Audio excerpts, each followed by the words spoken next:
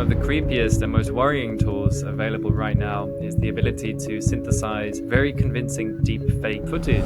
And even today I was reading that in Turkey they have an election, and one of the candidates, they released a deep fake or a purported deep fake sex tape of him, and he's pulled out of the election race. We're moving into a situation where we're opening up all sorts of avenues for exploring our deepest myths, our deepest stories about ourselves individually, about our societies collectively, and also about the entire nature of reality. So I feel us not only stepping into an AI revolution, but also stepping more broadly into a cognitive revolution of what does it mean to be human, what does it mean to have a relationship with oneself and even with God. Hi, this is Shubham Tiwari. I'm the community manager at the Thousand Faces Club, and I welcome you to another Fireside Chat. I have with me someone who's enthusiastic about AI and is creating a lot of content around it, from discussing prompts and providing commentary to showcasing new technology. Every video by our today's guest is a deep dive into the exciting AI revolution that is taking place right now. He covers a wide range of topics from Midjourney to Stable Diffusion, DALI to Google Imagen. There is something for everyone, and that's exactly why he's here. He's the founder of Delightful Designs. Samson Vowles, welcome to the Thousand Faces Club. Hello, it's great to be here. Thank you for having me on. So before we take deeper dive into all these tools, please tell us: is AI capable of making some humans redundant? This is a very important question, and I think throughout history, technology has made some people redundant. And looking back from the agricultural revolution all the way through to the industrial revolution, the jobs market has changed immensely. So there is no doubt that AI will make some people redundant. And whether that's good or bad remains to be seen. So you're right. I mean, right from the age of radio to television, people have been scared for their jobs. So do you think AI is here to take people job away from people, and how can they protect Yeah. themselves? Yes, so I think we're going to see a huge change in the creative jobs, especially in the jobs that people are doing with their mind, with the cognitive labor. So, any place where you're creating a potentially digital creative output, so anything from text to image to video to game environments, is going to be immensely changed in the next 1 to 2 years. And the landscape of this changing economy is absolutely profound. And I think the important thing people can do to protect themselves is recognize that if we're being very particular about this, it's not AI that will take people's jobs. It's going to be someone using AI to do that job more effectively. So, with that, the way to adapt, the way to stay relevant in this changing landscape is to be the person using AI, to learn how to use these tools effectively and to increase your own knowledge and productivity. Right. Which is the most creepy AI tool out there in terms of capabilities and outputs? Because you've been playing with so many tools. You are creating so many videos around AI. It's fascinating how many tools are there. We don't even know about them. So please enamor us. Yes, absolutely. Every week there are new tools coming out to play with, and there are some fantastic capabilities being demonstrated. I think for me, some of the creepiest and most worrying tools available right now is the ability to synthesize very convincing deep fake Oh yeah. footage. And even today, I was reading that in Turkey they have an election, and one of the candidates, they released a deep fake or a purported deep fake sex tape of him, and he's pulled out of the election race. And this just goes to show how powerful misinformation and deepfakes can be on a real societal level. And I haven't actually seen this sex tape, and I don't know if it is a deep fake.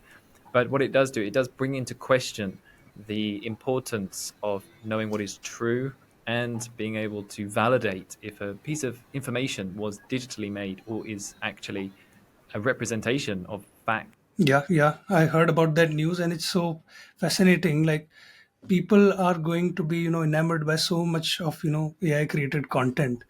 So there won't be any, getting away from this.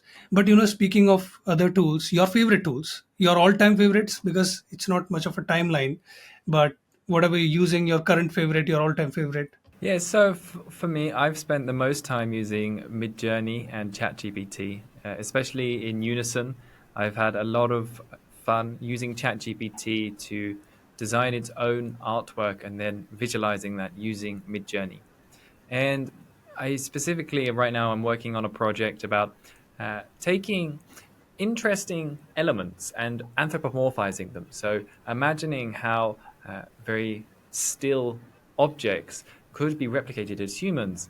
And this is one of the great, interesting applications of this technology. Is it helps us realize information that exists in our cultural knowledge, but that hasn't actually been manifested yet. So you can like quickly imagine like what would a piece of broccoli look like if it was a human, or what would a golden retriever look like if it was a woman? And it has an understanding of what this would be. But this is something that's never been generated before. So there's actually a real opportunity to more deeply understand the knowledge that already exists in human consciousness. Yeah.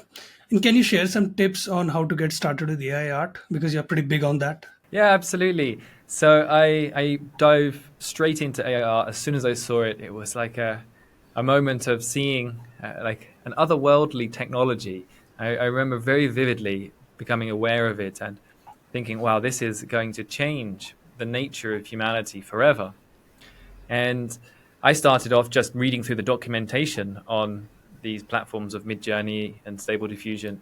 And then I started to watch YouTube videos. And then I started to create my own YouTube videos, informing people how to get up and get started with the basics of these tools.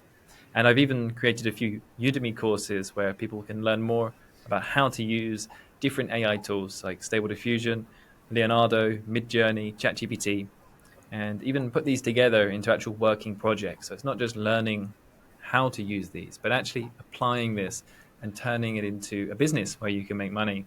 Because there is a real opportunity right now to apply your skills, your creativity, and learn as well as developing a better skill set, also developing a product or a business or a service. Right. We'll put the links of your courses in the description of this video. And what do you think of the kind of things we're creating? At the let's say we are at the cusp of AI revolution, and we have been anticipating this for quite a long time, right? So we are telling stories, science in terms of science fiction. So what do you think? How does it change storytelling going in the future?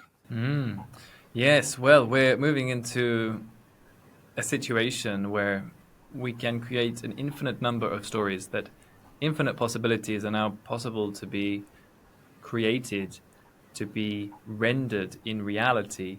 And we're opening up all sorts of avenues for exploring our deepest myths, our deepest stories about ourselves individually, about our societies collectively, and also about the entire nature of reality. So I feel us not only stepping into an AI revolution, but also stepping more broadly into a cognitive revolution of what does it mean to be human? What does it mean to have a relationship with oneself and even with God? And it's going to be such an exciting time to be alive for the next one, Yeah. 2, 5, 10 years, and I'm so grateful to yeah to be a part of this right now. Yeah, I'm already blown away by creative projects like Love, Death, and Robots. They are creating something else. I mean, it's a revolution in itself. But coming back to the latest developments, Bard versus ChatGPT. This has been a discussion that has skyrocketed in a couple of you know days. So, what do you think of Bard versus ChatGPT? Where do we go ahead from this? Hmm. Well, I certainly think that ChatGPT has had a first mover advantage in this space. I would say that most people are seeing them as the face of this movement, that open AI is leading the way. It's a pioneer. It still, in my mind, has the most mature and useful product. And I think that unless they start to become too regulated, I've noticed that as the versions have increased recently, that there's been more guardrails have been put inside of ChatGPT, and it's becoming much less opinionated, and it's becoming much less mm, able to give its own thinking behind situations. And my feeling is that if this continues, if they're putting more and more restrictions and regulations on ChatGPT, then people will be moving over to other technologies that are less regulated, that are less restricted. And whether that's Bard or other open source competitors remains to be seen. But it's only good for the users that there is more competition in this space. And I think we have to be a little bit careful of there being a race to the bottom of deregulation or of ultimate power, whereas each one is trying to one up each other and they're prioritizing user base and capital gain over actually creating a product that will serve humanity. So this is a risk that I am aware of. And Right. I mean, it's a real arms race of developing the most strongest AI right now. And so we have to be careful of encouraging people and putting them in competition of phrasing it as ChatGPT versus Bard. This can be detrimental to the ultimate purpose of the technology. Right. And speaking of digital products now, what are some of the ways to make money with digital products? Yeah, so I think there's some really exciting opportunities to make money right now with AI technology. That the digital product market is growing twice as fast as the physical product market. So if you're looking to make money creating products to sell, digital products is the fastest growing market there. And I personally believe that you need to be original in these situations. You need to look at unique product categories that you can serve. So, because AI is now here, it means that things that were working 6 months or a year ago are not working anymore. So, for example, a lot of people are trying to sell just images on Etsy, and this has just been absolutely flooded. And you're not going to have any success in this area right now because it's an oversaturated market. So, what you need to do is start to abstract a little bit further and think about ways that you can create a new product based on the services available. So, for instance, a lot of people are creating books of prompts to use inside of Midjourney or ChatGPT. And actually, helping people speed up the process of using AI is one way to serve a new and emerging market, which is great because this is a brand new market. So, it means there's very little competition and gives you a great opportunity to build a brand, a unique product that doesn't exist anymore. And I'm also particularly interested in, I think, creating very niche level pieces of social media content that now you can create images and videos of anything in the world that you can actually serve very specific audiences with these pieces of content. Like people are making these wonderful parodies of like Lord of the Rings in the style of Wes Anderson or Harry Potter, Yeah. if it was a Balenciaga model parody, and this is highly entertaining, and only now it's just possible. So it's another whole entire niche or market or area that has just become possible, which means that you can be very creative, and actually the opportunity to do something original in these spaces is much larger. So, for example, if you have a video on YouTube of a Balenciaga parody and you get 1 million views, then you can be earning five, ten, $15,000 just off the viewership. And beyond that, I also think creating very specific sexual content is an opportunity. If people are creating Yeah. fetish content for very niche pornographic needs and selling this on OnlyFans, then there is a huge market for that. But that's another approach to this diamond that we can look at. All right. What advice would you give to someone who's creating products with AI? Yeah, absolutely. So the advice I would give someone is make sure you're trying to be original, like actually do something that is different from products that already exist.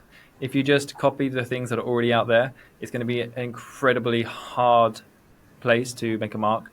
So you need to think about how you can combine different ideas, how you can jump on an existing trend, how you can recognize a new market opportunity, a new product space that has just been invented because of this evolving technology. So you have to be original, be creative, be ambitious, make something very quickly. Make sure you're not just hanging around. You have an idea, you think it's original, you make something, and you get it out as soon as possible.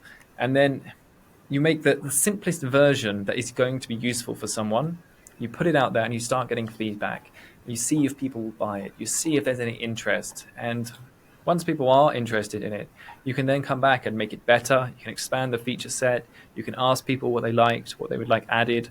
And you really want to grow from there. So my biggest suggestion is move fast, make as many products as you can, fail very quickly and get a lot of feedback from people. And as soon as you find something that is interesting people, is getting sales, that you can see has a market and audience, like focus on that, double down, and turn that into a big product offering with a lot of different functions, variations, and just make it as comprehensive as possible and up the price then. So then you're taking a product that you've launched for a low price and you're improving it and making it cost a lot more, because that way you can massively increase your revenue. So I think that's a really key aspect. This is something that I jump into a lot on my channel and also in my courses. And this is where my background has been for the last 10 years of creating and Right. selling digital products.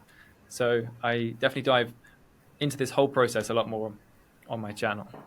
Right. Samson, can you tell us more about the all the revenue streams that you have right now? Because we understand you have a YouTube channel, you have courses. Other than that, are you selling, arts, AI art, or something like that? Yeah, absolutely. So I've really been working for the last 7 years on developing as many different income streams that are independent of each other as possible. And some of the other ones that I have that are doing well are, I run a blog, so about design, art and design. It started off as a blog just about digital design, and now I've definitely incorporated a lot to do with AI art in that. And from that, it makes money on advertising, also affiliate commissions, and also selling my own digital products. So I have a shop within this website where I've been selling digital goods to designers and artists. This has been my main focus for the last 7 years. And I've been selling things like website templates or fonts or Photoshop add ons, even things like color palettes have sold very well. And I sell those not only through my own website, but also through different marketplaces like Etsy and Creative Market. And I also partner with a couple of bundle sites to release my products as big bundles for people to buy all in one Right. go. And these have done very well. And yeah, beyond that, I also have these courses as well on Udemy, which sell fairly well. And I do I speaking, some public events, workshops, trainings in person, and also offer some Right. consulting as well. These are the main income streams I have. Wonderful. It just shows how many ways you can branch out in creator economy. So that's just amazing. In your opinion, what would the next phase of AI revolution look like? So we've got a lot to look forward to, and I am absolutely so excited. I'm like a child before Christmas, and I think for me, I was talking today to a very interesting chap about the possibilities of AI inside of engineering. So if you can use text prompts to develop engineering pieces of equipment, for example, if you put in a text prompt, so like design me a more efficient solar panel that is this size, design me a valve that it works 20% faster. And this is going to like fundamentally redesign the nature of all of our mechanical machinery. It has the possibility to be vastly improved, like immensely so. And if you think about the impact this will have on architecture, product design, transport, flight. It's absolutely remarkable, and even computational hardware as well will be vastly improved. So when they're starting to apply this generative AI technology to the development of mechanical engineering, oh boy, are we in for some vast improvements in productivity. And then if we come back to the digital realm, then obviously the next steps are moving into three-dimensional spaces, and Right. with that, actually building virtual realities with comprehensive, fully fleshed out characters, storylines, and it will be uh, fairly possible to relate this to the Matrix. Right. Do you think the world of Ready Player One can be reality someday? Yes, I've heard about this book, but I've never read it actually, so I'm Oh, afraid I okay. can't comment on that. Okay, no problem. Then I'll leave the discussion for now.